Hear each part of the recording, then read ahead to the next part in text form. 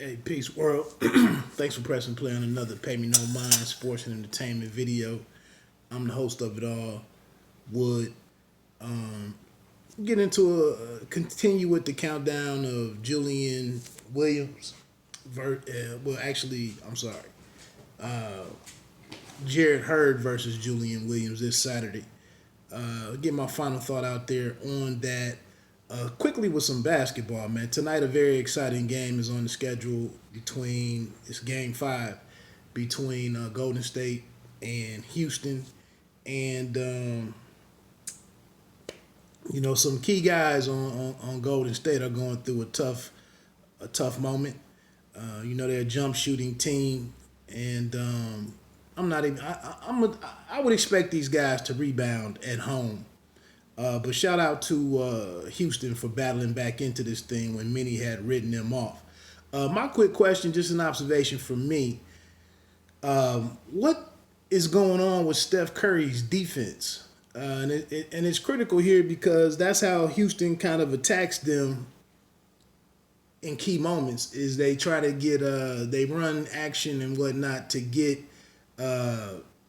Curry onto Harden is what I see a lot, or at least in the last series that they met up last year. But Curry has adopted this defensive stance like this, leaning forward. And I just don't know how you can be prepared to guard somebody like a James Harden who's very shifty, all the handle in the world, and all of your weight is out in front of you over your front knee or even on your front foot, and then your hands. I mean, I know you can't hand check in the NBA, but your hands being angled backwards, I don't know how you can swipe at the ball. It's longer for you to get a hand in somebody's face. Like that defensive technique. I don't know why somebody on the staff hasn't really addressed it. It's just horrible, and it's almost like he's doing it to avoid getting a cheap foul called. But third quarter, second quarter, and that's how you're defending. You can't get your hands in the passing lanes potentially. If it's a quick pass off of the dribble, I just don't understand it. Just looking at it on TV, I just don't understand what I'm looking at, and it's allowing him to be exploited. And defensively, he's not a stopper, but a lot of times he plays scrappy situational defense, or he'll get a hand on a ball in a key second or a key moment, or something. But no, one-on-one, he's not your go-to defensive guy. But I just don't understand that defensive concept right there. Bad news for me personally: the Alexander Usyk versus Carlos Takam fight that was going to headline a card at MGM National Harbor. I thought that was May 25th. It's off. Usyk, you probably saw this. Usyk has a bicep injury, and I mentioned yesterday that I wasn't able to go cover this weekend's Hurd and Williams fight. So for consolation, I circled that fight thinking, that's not a bad fight to go to. A couple heavyweights on there with Hrgovic and Michael Hunter, and then Devin Haney's debut with DAZN. So I was ecstatic about taking my shot or shooting my shot to go try to cover that one. But Usyk's debut at heavyweight will now be postponed due to this torn bicep. I don't really have much more to say on the Julian Williams or on Jared Hurd and Julian Williams. I think it's going to be a tough fight. I think it's going to be an exciting fight. Just thinking back to it in the history of both of these guys, Julian Williams, like I mentioned, was doing very well against Jamal Charlo and got caught with a great shot, a great uppercut, right uppercut. But he also, I think he staggered from a left jab from Charlo. So there's some thoughts about him being chinny, and I don't know if I necessarily agree with that. The shot that he got caught with that dropped him was a phenomenal. I thought it was a reflex shot. I wouldn't say it was a lucky shot, what he had been doing to Charlo. I thought Charlo just, like I said, reflexively in that particular instance found a solution to what was being done to him on the boxing side, and he caught him with a great shot.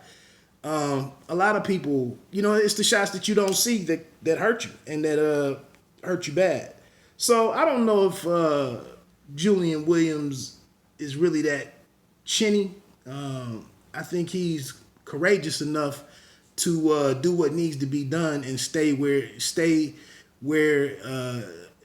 at a range that gives him the best chance to win this fight.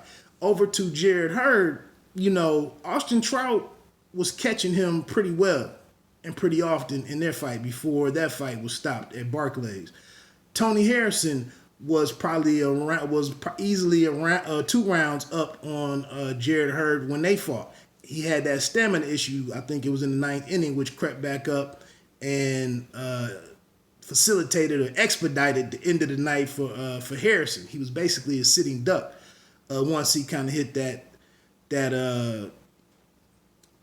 trouble spot for him, which was like that 9th round.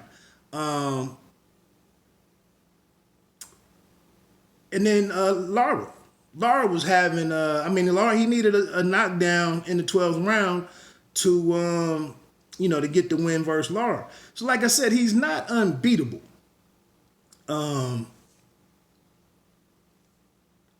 It's going to be an interesting fight. I would say it's a 50-50 fight. No more than 65-45. 55-45. I'm like, that math was terrible. 55-45.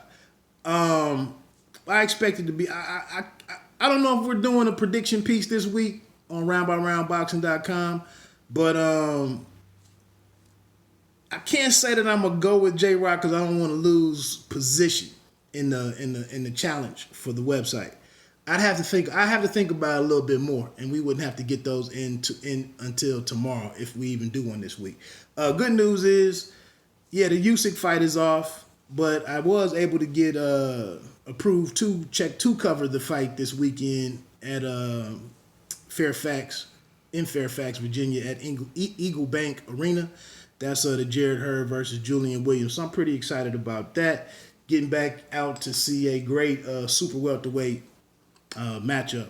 So, look for some different coverage. Hopefully, you never know until you get there and see what the lay of the land looks like and get an idea of what all is possible in terms of getting interviews and different types of content. So we'll go from that.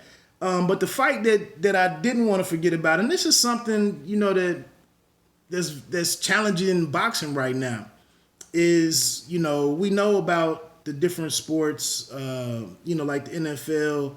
One station has the AFC, the other station or Fox might have the NFC games. There's the ESPN Monday night. There's the Thursday night game. But there's enough of a fan base out there to follow all of those nights. TNT can have basketball, NBA. ABC can have the NBA, and then ESPN can have the NBA, and then NBA Network. There's enough fans to go around for all of that. Right now, we're coming onto this situation to where we have multiple cards on most weekends, multiple boxing shows across different platforms or different networks. And here this weekend, we're going to have this great action on, the PBC on Fox. And then also we have this ESPN card with Bercho and Vargas 2, and then a rematch between Emmanuel Navarrete and Isaac Dogboe. So that's the fight that I really, I was anxious, highly, had a lot of anticipation for that rematch between Navarrete and Dogboe. I don't think it's as open and shut as some might want to say, just because of Navarrete's height, his length. It's not like he's he has 26 wins, I think 22 knockouts. But Dogboe took all of his shots. I think Dogboe underestimated the guy. We heard there might be some training camp issues in terms of the level of sparring that Dogboe gets in. I just want to keep it succinct, I guess. I think Dogboe could fight smart earlier, box smart, maybe attacking spurts, and give himself a chance to do something in rounds, 8 through 12. Maybe open up a little bit more, press harder. I think last time he expected to get Navarrete out of there and got off to a fast start and immediately and due to poor conditioning or possibly poor conditioning, seemed like he fatigued rather quickly. And once Navarrete didn't respond to his first couple of shots the way that he expected him to, he just had no plan B. And then once Navarrete responded with his offense and he had to be more on the defensive, he just didn't have much to give later in the fight. But there was that 8th or 9th round, I want to say, when Dogboe started boxing again and kind of maybe setting up something for the 10th or 11th round, or a big rally. And then he just didn't have enough in the tank to really push forward with that. So to see, like I said, to see him boxing and having some success later in that fight, being as diminished as he was, or the punishment had mounted up at that point, I think if he can avoid that early on in the rematch, that there's a chance that he could do something late. I think he fights smarter. I feel better about unless that fight just took too much out of him and he's not physically right. Maybe that would shift the advantage over to Navarrete in his favor significantly, in my opinion. But if he's not too damaged, what new can Navarrete add to his game? How can he fight or impose himself, or what advantages can he exploit differently? I don't think he brings a different game plan into the fight, personally. So I think it's a chance for Dogboe to improve, his strategy and his execution, and maybe there's a way that he avenges that loss.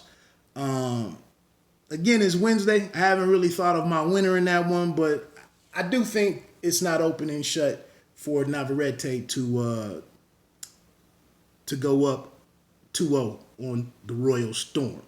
Let me get on out of here, man. Go get these people what they need. Like I always end it, you don't have to be great to start, but you have to start to be great. 1.